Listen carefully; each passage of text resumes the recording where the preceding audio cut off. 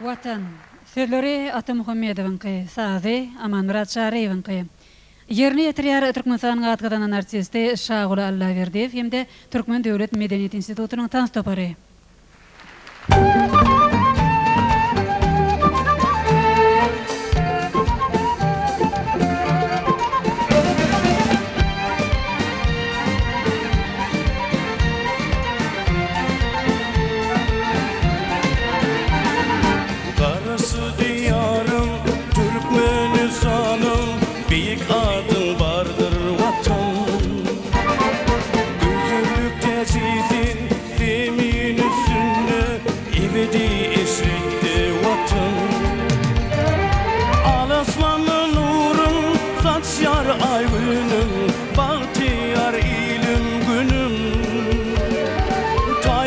Hoşluğunda dünyen lezzetin sen men könglimde vatan cennet diyarım Türkmenistanım Türkmenistanım altın yolun bardır vatan cennet diyarım Türkmenistanım Türkmenistanım gerçi yolun bardır vatan.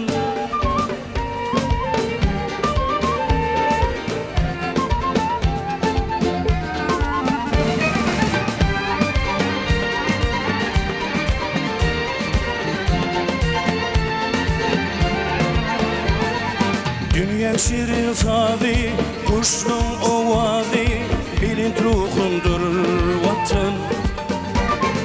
Geldi doğan günün, bu acayip geçmiş, Allah'ın nurunun vatan. Al asmanın nurun, saçar ay günün, bahtiyar ilim günün.